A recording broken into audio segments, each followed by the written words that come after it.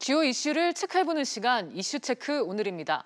첫 번째 이슈는 권세욱 기자와 함께 할 텐데요. 도움 말씀 위해서 김대종 세종대 경영학부 교수 그리고 유재원 변호사 두 분도 함께 나오셨습니다. 여러분 어서 오세요. 안녕하십니까. 네, 그럼 오늘의 첫 번째 키워부터 보겠습니다. 미 관세 폭탄, 한국 면제될까? 도널드 트럼프 미국 대통령이 우리나라를 수입 자동차와 부품에 대한 관세 부과 대상에서 제외할 것으로 알려졌습니다. 자동차 업계는 일단 안도를 하면서도 경계심을 늦추지 않고 있는데요. 관련해서 알아보죠. 권 기자, 네. 미국이 우리나라를 자동차 관세 부과 대상에 넣지 않을 것으로 전해졌죠? 네, 그렇습니다. 블룸버그 통신은 트럼프 대통령이 서명을 할 예정인 행정명령 초안을 입수를 해서 보도했는데요. 한국과 캐나다, 멕시코가 제외될 것이라고 전했습니다. 네, 권 기자, 한국이 이렇게 관세 부과 대상에서 제외가 될 것이다. 이렇게 예상되는 배경은 뭘까요? 네, 미국과 무역 협정을 통해서 자동차 교역 문제에 매듭을 지었기 때문입니다. 미국의 요구로 이런 내용이 포함된 한미 자유무역협정 FTA 개정을 마무리했고 협정은 올해 초에 발효가 됐습니다. 그렇군요. 이 부분에 대해서는 김 교수님 말씀도 좀 듣고 싶은데요. 예. 저는 지금 현재 우리나라가 전체 총 수출액이 그 금액으로 따지면 6천조 원입니다. 그런데 6천조 원 중에서 10%가 우리가 미국에 수출하고 33% 정도 중국에 수출하는데요. 그러니까 그 6천조 원 중에서 10%니까 약 600조 원이 되겠죠, 그죠? 거기에서 한 3분의 1이니까 20조 원입니다. 그러니까 순수하게 우리가 자동차와 자동차 부품을 수출하는 금액이 약 20조 원이 자동차와 관련된 금액인데요. 자동차라고 하는 것은 전방 산업입니다. 전방 산업이라고 하는 것은 전체 고용과 전체 산업에 큰 영향을 주는 것을 우리가 전방 산업이라고 하는데요. 관련된 근로자가 약 100만 명이 가까이 됩니다.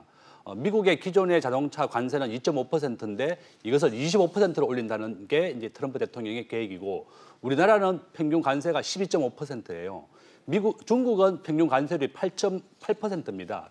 그러니까 이제 미국은 지금 현재 자동차 관세를 우리나라 관세를 10배 정도 올리겠다는 게 목표고 네. 중국과 미국의 전쟁하면서 중국은 8%에서 25%니까 3배를 올리겠다는 거죠. 그래서 이와 같이 이제 한국에 대해서도 자동차 관세를 올리겠다는 게 당초 목표였지만 한미 FTA 협상에서도 많이 개선이 되었고 또 한국의 자동차 수입도 좀 늘어나고 있어서 좀 현재 좀 양보를 좀 해서 좀 제외하겠다 이런 게 발표되었는데 최종 결론은 18일 날 발표하기 때문에 그때까지 가봐야 되겠습니다. 네, 지금 교수님도 말씀을 하셨지만 권 기자 18일이 이 기한이었는데 이 네. 관세 부과 결정이 연기될 가능성이 지금 높아 보인다고요? 네, 그렇습니다.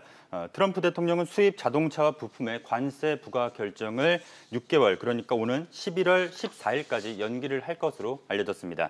미 행정부는 관련 법률에 따라 상대국과 협상 기간 동안에는 관세 부과 결정을 180일 동안 유예를 할 수가 있습니다.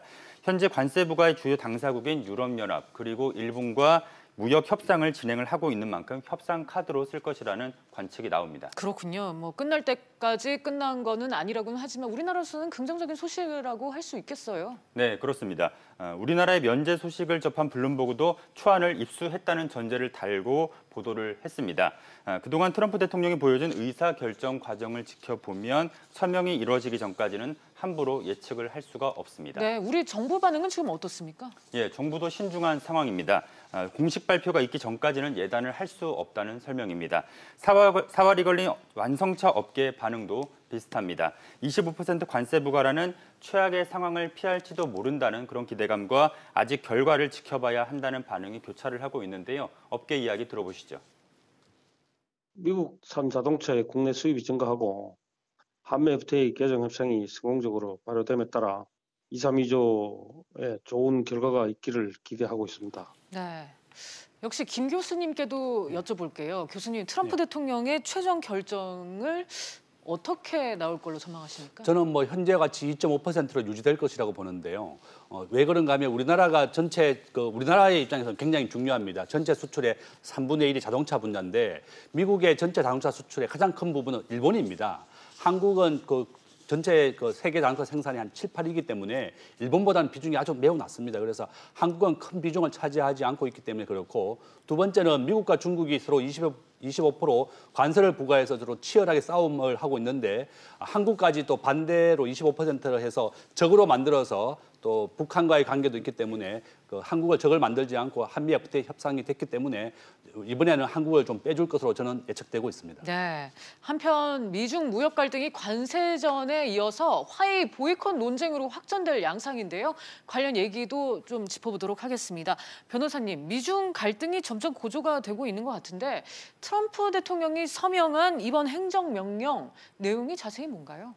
네, 미국은 아시다시피 대통령제 국가이고 그 행정명령이라고 하는 연방 일반의 효력을 발휘할 수 있는 그 법률적 효력을 가진 명령을 발휘할 수 있는데 기억하시기로 예전에 미 클린턴 정부에서의 뭐 슈퍼 301조 이런 무역과 관련된 그런 행정명령이 있었습니다. 이번에는 트럼프 대통령이 이 정보통신 문제에 있어서의 보안의 비상사태이다 이런 표현까지 하면서 화웨이 그리고 GT 이런 특히나 화웨이를 대상으로 해서 정보통신 기반 사업에 있어서는 화웨이가 수입, 유통, 그리고 기타 어떤 설치 이런 것들을 못하도록 하는 명령을 이제 발효를 할 것으로 이제 보입니다. 예. 네, 교수님 이게 결국 관세 보복전에 이어서 나온 조치인데 양국 간의 갈등이 또 깊어지는 건 아닌가 그런 생각이 드네요. 예, 그렇습니다. 저는 더 깊어질 것 같습니다. 네. 화웨이는 지금 현재 전 세계에서 삼성에 이어서 두 번째로 그 핸드폰 생산을 많이 하고 있습니다.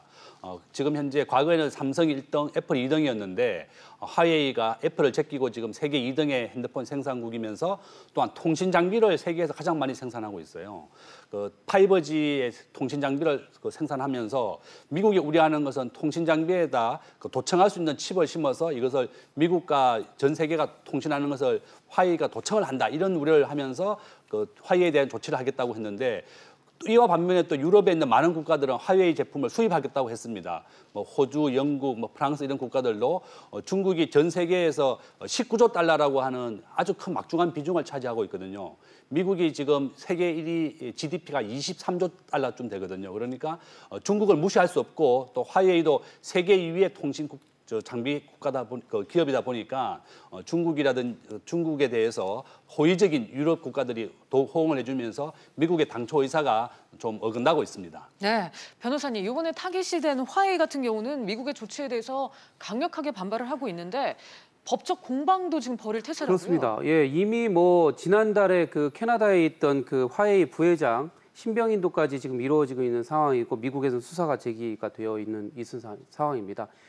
화웨이는 현재 지금 미국 정부를 상대로 소송을 제기했고 그것이 헌법적인 어떤 쟁점과도 관련이 있다 해서 연방을 상대로 한 소송을 지금 제기를 이미 한 상태입니다. 네, 알겠습니다. 이 관세를 큰 무기로 사용하는 트럼프 대통령의 통상 전략 그리고 그 파장과 관련해서 얘기 나눠봤습니다. 권세욱 기자 수고했습니다. 계속해서 두 번째 이슈로 넘어가 보도록 하겠습니다.